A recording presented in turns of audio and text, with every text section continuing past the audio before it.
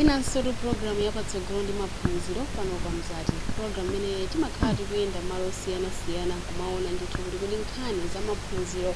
zikuyenda motani. Tikudziwa kuti pali ntchito zosiyanasiyana zimene ndithu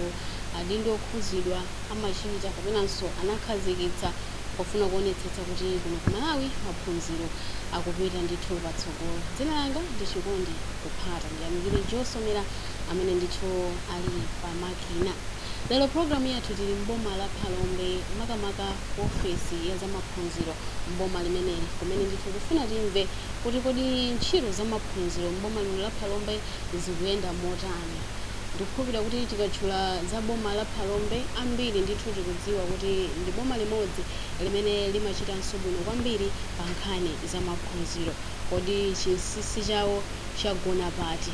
masomphenya awo ndi otani ngati boma pa nkhani za maphunziro? Zonsezi zikhale ndithu zikutuluka mpulogalamu yathu ya lero yapatsogolo ndi maphunziro. Ndiye ndili ndi adindo awiri amene ndithu tikhale tikucheza nawo pa nkhani imeneyi. Tiyambe ndi kutifotokozera dzina komanso udindo wanu. Zikomo kwambiri, takulandirani kuno ku Phalombe Education Office. Ine dzina langa ndine Steve Charles Banda amene ndili Director of Education and Sports kuno ku Phalombe District Council. Zikomo. Chabwino mbali inayinso mutuza dzina komanso udindo wanu. Zikomo kwambiri, ine Sonex Likarowe, Chief Education Officer Phalombe. Tiyambire ndi Banda, mwafotokoza za udindo wanu, tifotokozereni kuti mumagwira ntchito zotani. Zikomo kwambiri, ineyo ngati director nchitanga kwambiri timaona ndondomeko zimene unduna wa zamaphunziro unakhazikitsa kuti zitsatira. Tikaona ndondomeko zimene zija zimafuna kuti ifeyo tizitumize kwa aphunzitsi akulu athu m'masukulu, komanso timakhala ndi mapeya amene amathandizira kuonera kuti maphunziro akuyenda bwanji, komanso ndimalumikizitsa ofesi ino ya Phalombe ndi bwana DC amboma la Phalombe kuona kuti kodi maphunziro akuyenda bwanji, zofunika ndi chani. Komanso ndimalumikizitsa ofesi inoyo ndi kulikulu lathu la zamaphunziro kuti kotazi kulumikizitsana kuti kodi chofunika ndi chani, kodi chasoweka ndi chani, tingatipanga bwanji kuti zinthu ziyende bwino. Komanso timakhala tikuyendera ndondomeko zija, ndondomeko zimene zili ziyende bwino, zoyendetsa bwino maphunziro zikutsatiridwa. Choncho timakhala tikuyenderanso masukulu muja kukaona aphunzitsi akulu, kuona aphunzitsi, komanso kukuyenderanso ngakhale makolo ndi makomiti osiyanasiyana amagwira ntchito pa sukulu, kukaona ngati ndondomeko zoyenera kuti ana aphunzire bwino zikutsatiridwa. Komanso timakhala tikuunika ndondomeko ngati ndalama zimene boma limatumiza ku masukulu kuja kuti akuzigwiritsa ntchito bwino. Pa mapulogalamu ena amene boma likupanga yomanga nyumba, mabloko yaphunzirira komanso matoilet masukulu muja, timathandiza zija kuyendera kuti zoyenda bwanji. Pali mavuto tikumane ndi adindo osiyanasiyana, tipekenso malipoti ku ofesi yathu yayikulu ngati pali zovuta zina ndi zina. Komanso timakhalanso ndi anthu pa ofesi pano osiyanasiyana, maofesi osiyanasiyana, ena ona za ana aulumali, ena ona za sports, kuti masewera akuyenda bwanji kuno Phalombe, ena makhala kuona nkhani za feeding program ngati tapofima lipatsaniza kuti ana ena azidya kuphala m'masukulumu. Ndi onse aja amapeka malipoti, timaonanso kuti onse aja ayendesa bwanji ntchito zawo pano pa Phalombe. Zikomo kwambiri. Tipite kwa Chief Education Officer, mwina tifotokozereni udindo wanu ngotani. Zikomo kwambiri, ngati ineyo Chief Education Officer wa Phalombe ndikuonetsetsa kuti maphunziro akuyenda bwino, makamaka kuti ana akuphunzira bwino ndiponso aphunzitsi akuphunzitsa zoyenderera kuti kusogolo kwakeko kuti performance yathu ikhalebe ili outstanding. Kuonetsetsa kuti kuphunzitsa ndi kuphunzira kukuchitika m'masukulumu, mmene akambira director muja timalangiza mapeya athu amene kuti ali mazonimu kuti ayendere masukulu awo kuonesesa kuti zinthu zonsezo zikuchitika, kuyambira maphunziro kuti ana akuphunzira bwino, aphunzitsiso akuphunzitsa, aphunzitsiso sakujomba, ananso asukuluso sakujomba, komanso pamakhalanso mikumano yosiyanasiyana ndi masukulu structure ngati APTA, a School Management Committee, komanso makolo eni ake, kuphatikizanso mafumu ndi ena amene ali kuthekera kuti tisamusiye mwana wina aliyense kunja, koma aliyense akhale akuphunzira, akhale pa kalasi bwinobwino, aulumali alungalunga amene timatenga on board kuonesesa kuti akuphunzira, chifukwa choti mapeto kwakeko cholinga chathu choti akaphunzira bwino kupita ku secondary ndi kupitanso ku university kapena ma technical college ena ndi ena ngati kunoko tili ndi technical college na Minjiwa kumene angathe kuphunzira kuti masikulu tina ndi tina timene tingathandize moyo wawo wakusogolo. Nde timagwira ntchito ndithu ndi mapartners athu makamaka amene amasamira kwambiri ku maphunziro, ngati kunoko tili ndithu ngati Israel amayang'ana sanitation ukhondo masukulu mwathumu, komanso kuli Age Africa amene amatithandizira kuti ana athu akakhoza kupita ku secondary makamaka asikana amatha kuwathandiza kuwalipirira school fees. Ndi mwachidule ine ntchito yanga ndikuonesesa kuti maphunziro akutheka m'Phalombe muno, kuti zonse zikayenda bwinobwino, kuyambira makolo kutengapo mbali, eni ake kuphunzira kutengapo mbali, mafumu kutengapo mbali, mapeto kwake aphunzitso kutengapo mbali, tonse kusogoloko kuti makhala ndi performance yapamwamba. Ndi chifukwa chake mwina Phalombe imakhalabe mu top 10. Kuifotokozeratu kuti Phalombe imakhala mu top 10 chabwino tibwera bwinobwino kumeneko mutifotokozere ndithu kuti kodi kakhonzedwe kana kuno zikuyenda motani, koma tibwerere kwa Daisy mutifotokozera za udindo wanu, tiuzeni kuti boma lino la Phalombe lili ndi sukulu zochuluka bwanji, komanso mwina kuli ndondomeko ziti ndi ziti zimene ndithu zikuyendetsa ntchito za maphunziro kuno. Zikomo kwambiri. Kuno ku Phalombe tili ndi sukulu zokwana 91 ndipo mazoni alipo 9 menewa ndi makhala masukulu ena 10 ena 8 mazoni, koma masukulu onse aboma tinawo ndi 91. Ndiye ngati Phalombe District Education Office timakhala ndondomeko zathu tikamamba muna chaka cha maphunziro chija kuonetsetsa kuti tatumiza aphunzitsi oyenera kuti akagwire ntchito msukulu zathu zosiyanasiyana, komanso kuonetsetsa kuti sukulu zija zalandira ndalama zawo zimati School Employment Grant zakathandiza kugula zinthu zosiyanasiyana, komanso makhala ndalama ina yakuti azipangiza ophunzitsa mati TLM training materials kuti zikamatsikula kuti zimakhala zili ndalama zija mwakusiyana ndi office ya DC tatumiza m'masukulu kuti masukulu aja akhakonzekera bwinobwino aphunzitsa alemba maskimu awo kuti tikamatsigulira kuja onetse kuti maphunziro ayamba bwinobwino, komanso kudzera mwa mapeya athu kuonetsetsa kuti aphunzitsi akukonzekera maphunziro okaphunzitsa osati kungolowa mklasi osakonzekera, kufunira aphunzitsi aja akonzekere bwinobwino kuti zonse zikuyenda bwinobwino kuti ana aja alandire maphunziro okwanira. Ifeyo ngati Phalombe Education Office pano kuti ziyende bwino akati mayeso aja atuluka timakhala ndi mwambo umene timapereka mphotho kwa aphunzitsi amene achita bwino, amene akhozesa bwino, amenenso amakhala ndi makhalidwe abwino olimbikira bwino. Zimenezi zimathandizira aphunzitsi aja akhale olimbikira kuti chaka chamawaso ndinkandire nawo mphotho ndichite bwino. Zimangoti kuvota kuti modzi oti ndalama imakhala yochepekera kuti matifikire mwe kunafunikira, koma timathokoza kuti anthu ena akufuna kwabwino muno m'Phalombe amatithangatira kuonjezeraponso ndalama ija kuti mwina atesere kuponya mwina pang'ono-pang'ono kuti aphunzitsi amene achita bwino aja angathenso kukhandikena kake kuwalimbitsa mtima kutinso akalimbikire.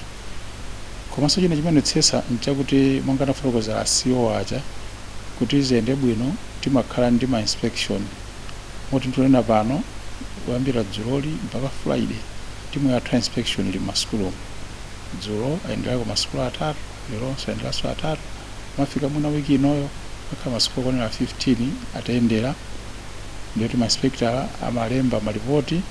amene malipoti ake timaunikanso nkuti zovuta ndi ziti ngati pali zovuta zina tikuona nawo adindo masukulu moja tithandizane kuti ziyenda motani komanso tili ndi timu ya advisory moselanda coordinating pair imenenso imapitanso nkuyenderanso masukulu ngakhale amapitako pasukulu iliwonse ngati pair komanso amakumananso ngati mapeya onse pamodzi kukapita ngati timu inspection imene amakhala ngati kuti apita m'mazoni anzawo kuti akaone kuti mwina china wina samachiona peya wina angathe kuchiona kuthandizira komanso timaonetsetsa kuti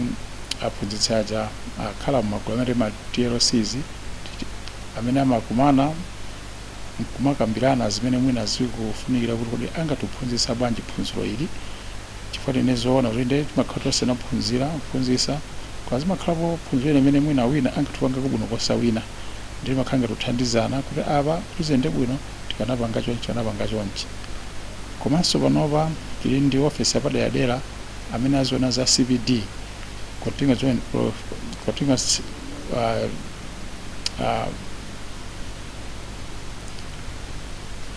professional development amene aziona kuti masukulu moja mumachitika ma CPD amathandizira kuti mwina kwa njira zina zatsopano zoti aphunzitsi ayenera kuzidziwa apange share komanso makhala zina zoti mwina ayiwala akumbutsane zimene zimathandiziranso kuti aphunzitsi atengenso mphamvu zina atengenso nzeru zina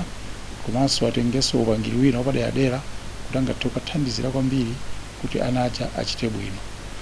komanso china timakhala ndi mikumano ndi mahedi athu mahedi teacher aphunzitsi akulu masukulumu moti leroli tinali nawo ku office kuno kumene timapanga gulu limene likuitcha kuti Malawi Primary School Leaders Association limene lithandiza kwambiri kumanitsa mahedi kuthandizana pamene wina akusakuchita bwino wina amthandize nzake kuona kuti tonse tiyendera pamodzi kuti tipitire bwino kuti ana athu azikhoza bwino ngati mene kuti tikondokhala mu top 10 pakatipo zinatisokonera pang'ono chifukwa cha nkhani ya ma disasters monga kunja tiphalombe mboma limodzi limene kumana ndi ma disasters osiyanasiyana kusintha kwa nyengo ngati ma cyclones aja phalombe ndi modzi akusiyanso kwambiri kuti kufikira ngakhale panopa masukulu ena athu sanakonzedwebe tinali limodzi ndi DC dzulo napita ku Mpoto School imene munthu akayiona ndiyomvetsa chisoni kuti ngakhale kuna kaphunzira koma zili ndi ming'alu yosiyanasiyana imene singakhalenso kuti ana angakhalemo motakasuka bwinobwino singeza kuti ma disasters atisiyapa chipsinjo chachikulu komanso kupeza kuti mwina ngakhale thandizo limene makolo amapereka kwa ana lukhanga tilena alachiperapo chifukwa ambiri ena mindawo inapita mmene amathuli mati nyemba tawo nkukolola kana ndiwo nkukolola kuti munthu ojona pita ndipo ziti ana aja mwina mota apite mwina atadya bwinobwino ku sukulu ena amapita osadya foti zavutako pena ndi pena ena kuti ana akhoza bwinobwino komwina kuti apite ku sukulu ngati ma National Sunday School kuti mwina akubwereramo chifukwa chakuti mwina makolo aja chithandizo chimene adatachipeza chasokonekera koma timayesesa walumikizitsa mwina ndi mabungwe osiyanasiyana kuti ana aja apeze thandizo kuti mwina asachoke masukulu zankhawa kuti mwina thandizo timalipeza locheperapo kuti mwina ana aja angathe masukulu ngati ku Phalombe Sunday School kuona apita mu masukulu ngati ama national amene tili nawo Malawi muno koma pena ena zimakhoti zavutirapo chifukwa cha chithandizo ngati chimenecho choncho kusina kwa chilengedwe kwalibwezera kumbuyo pang'ono chifukwa madera ena mwina angakhale misewu imene imete yabwinobwino inawonongeka mwina mvula ikadusa pamene pane bridge kabridge kakanapita anaja kuti awoloke mwakachita kulephera kupita ku sukulu makalasi ena amene anawonongeka bwinobwino akanguti mvula ikubwera mwina awerukepo ndizimakhala ngati zilibwezerako kumbuyo koma tikuyesetsa kuti pang'ono tigwene manjaso mwina ndi akukhanso komanso mabungwe osiyanasiyana kuthandizana kuti maphunziro pano ku Phalombe apite patsogolo zomwe kwambiri chabwino mwafotokozapo zinthu zosiyanasiyana komanso mwina ndondomeko zimene ndithu mumagwiritsa ntchito mumazitsata kuonetsetsa kuti maphunziro akupita patsogolo. Ndondomeko zonse zimene mwazifotokozazi ndizokuti ofesi iliyonse ya zamaphunziro pa khonsolo ikuyenera kukhala nazo kapena zina munachita kuzipanga mwanokha ngati ofesi kunoko ku Phalombe kuti izi zikhazikitsidwe ndi cholinga choti maphunziro kunoko azipita chitsogolo? Sikoma kwambiri pali njira zina zimene khonsolo iliyonse ofesi yonse ya maphunziro imapanga zimene mwina zichokera kulikulu kwathu, kwa pali njira zina zimene ife timangoziona patokha kuti tikapanga njira izi ndi izi zithangatira kuti mwina maphunziro athu angathe kupita chitsogolo. Choncho ndingatokha kuti pali zina zimene apanga konkuno otiso ena mwina amabwera kumadzaphunzira konkuno. Mwachitsanzo ngati pali ina kemene tipanga curriculum tracking imene mwina panofa chochepa ma resources umativutapo ndi apo timapita makolo kuti zimene aphunzitsa anapanga plan kuti aphunzitsa pakutha pa term kapena pakutha pa wiki kodi azikwanirisa kuti ngati sanazikwanirisa chavuta ndi chani, kuti pakutero pakhala kuti ntchito yonse imene yakonzedwera naja aphunzire imakhala kuti aphunzitsidwa. Chifukwa china chimavutanso kuti ana asaphunzire bwino nkuti zimene zakonzedwa kuti ziphunzitsidwe zija sizinaphunzitsidwe. Wati mwina ifo kuti kutanganidwa ndi ntchito zina mwana ujomba kapenanso mwina ayena kungokhanga utalira kumene, koma tikanena kuti titsate ndondomeko yonse bwinobwino kuti ana anene ophunzira izi ndipo anaja aphunzirati anaja amachita bwino kwambiri.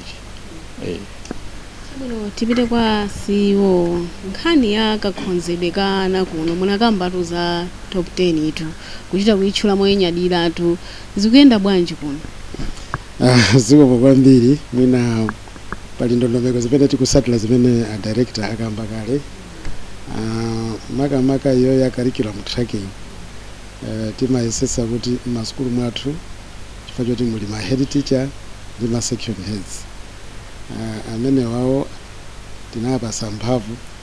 kuti aziona kuti mphunzitsi aliyense wachita prepare ma scheme ndipo mphunzitsi aliyense akulemba ma lesson plan, ndikuti zimene zikutithandiza kuti zimene akuphunzitsa ndi zimene zili mu curriculum. Chifukwa choti mayeso sikuti amachoka kwina kulikonse, amachokanso mu curriculum. Nde mmene akambira mu za curriculum tracking kuti mphunzitsi aliyense akachita cover matopiki ake onse kuyambira standard 1 to 8, ndekuti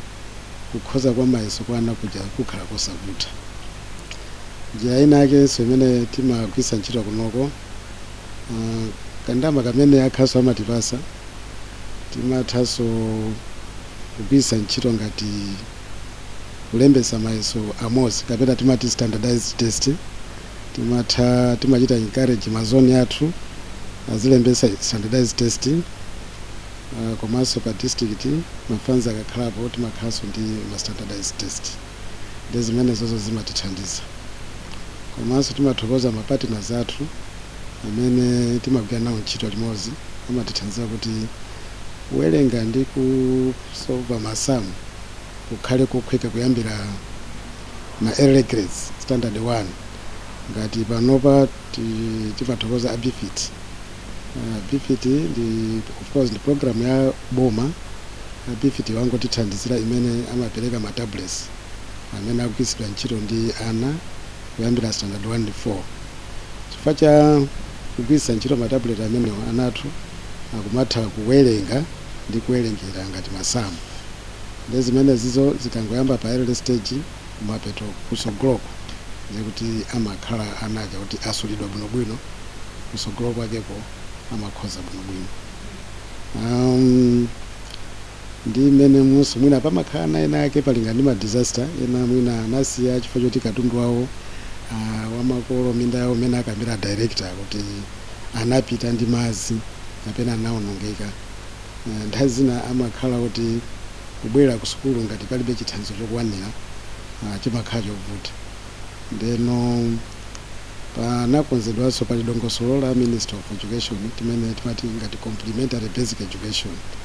kuti ana amene aja amakakhala m'magulu ma community mwawo ena ndi ena kumaphunzira, akakhala kuti afika pena pake kuti zinthu zamba kuyenda bwino amabwereranso ku mainstream primary. Ndekuti pamene papo sitikumusiya mwana wali aliyense kunja, tikufuna kuti mwana aliyense akhoze. ndakamba kale za standardized testing komanso palinso team teaching kuti timachita encourage aphunzitsi athu okhaokhawo azitha kuthandizana kuti mwina wina akalowa ndi topic ina imene yoti palinso topic ina mwina asali nayo comfortable timachita encourage kuti azipasana matensi komanso machitana supervisor okhaokhawo nde zimene zizi kutithandiza ngakhale pali ma challenges ngati ma effect awo chena cyclone makamaka Friday ndi pakati pajaso tinakhuzidwa benso ndi za covid zicha chifukwa zimene zichabe pakapanopa inde tikuchita recover ngabe pali ma challenges zimene tingafune kuti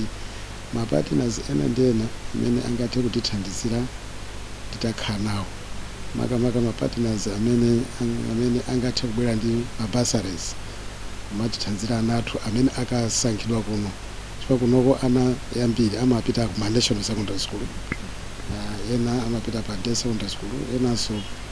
ku ma CDSS amene tinawo kunoko kuti patakhala mwayi umenewo wothandizana athu a school kuti ngati amusankhira ku national secondary school ndi chikhumbo chathu choti asirize ku national secondary school kucha chifukwa amene aja timaziwa kuti ndi cream ya Phalombe amene kusogoloko azathandizanso kwambiri pa chitukuko cha Phalombe. Shamuno mwakambapo za maprogram ena ndi enanso kumongonjezera amene a director afotokozera koma ndachita chiti ndi nkhani ya BFIT program imene mukunena kuti ana amaphunzirira m'matabuleti ingoti benthulirani za program imene imwina ena atusana mvepo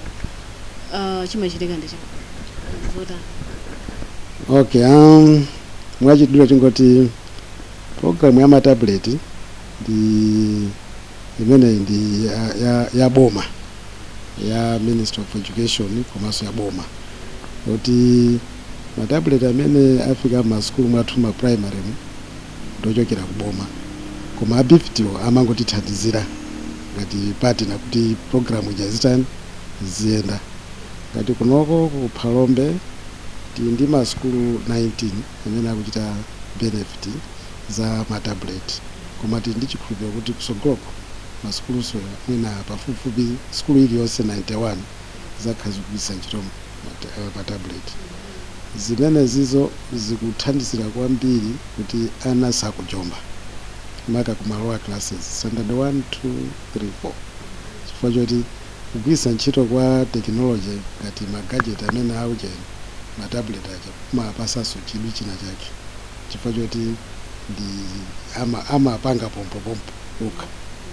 kuphunzira kwake nawo amachita nawo ndithu sikuti amaona kuna amachita chifukwa cha chimene chocho amakhala motivated sajomba amabweranso mu nthawi yake komanso panopa chifukwa cha chimenecho akuphunziranso mmene tingathe kumasamalira katundu wa skulu chifukwa kumapeto kwake anawa akumatha kuwerenga akumathanso kuwerengeza masamu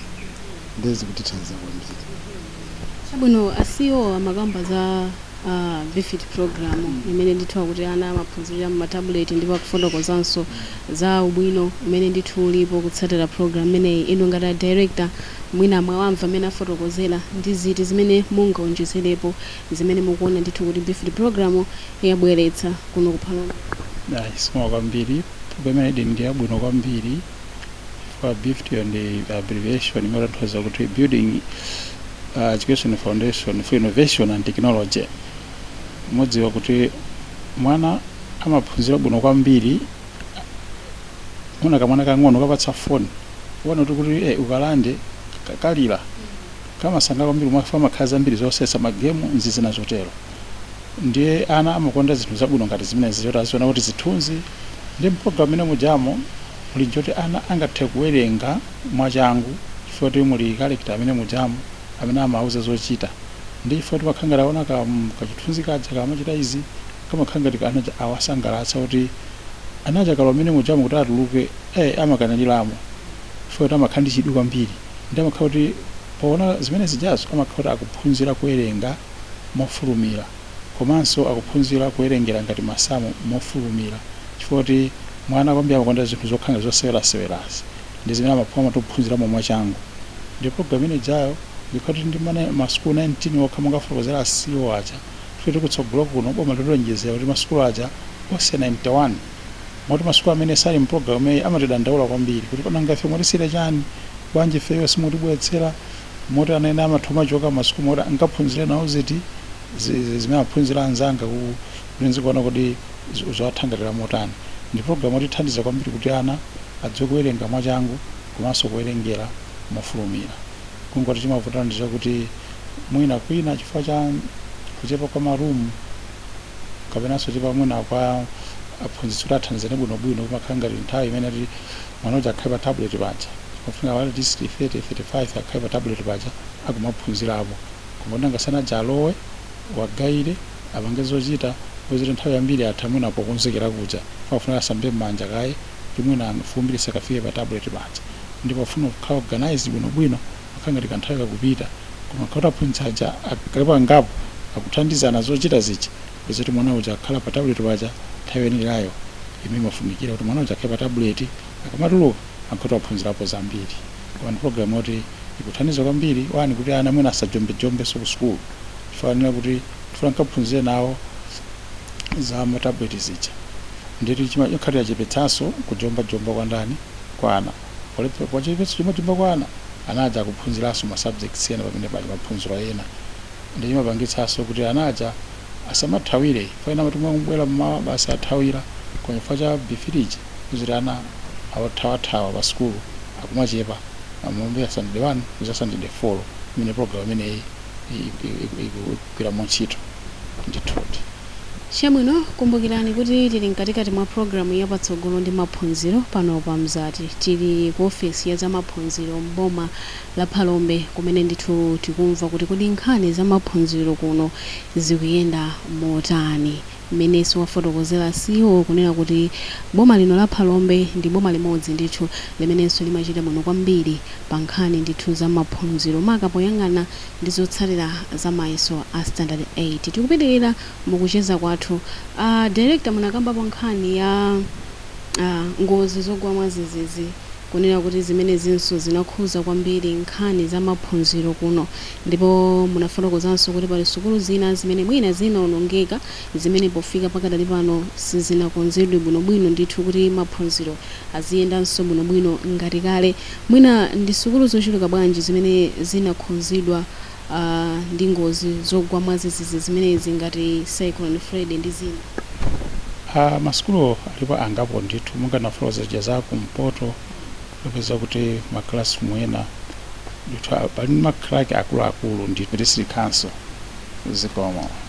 Chabwino kufika tu pamenepo ndiye pamapeto pa programu yathu ya lero yapatsogolo ndi maphunziro pano pa Mzati. Timacheza ndithu ndi akuluakulu awiri a CEO komanso a Daisy amene ndithu ali mu ofesi ya zamaphunziro mboma lino la Phalombe kumene ndithu tamva mfundo zosiyanasiyana zimene ngati ofesi ikutsatira ndithu poonetsetsa kuti maphunziro akupita ndithu patsogolo mboma lino la Phalombe. Dzina langa ndi Chikondi Kuphata. Ndithokoze kwambiri Josomera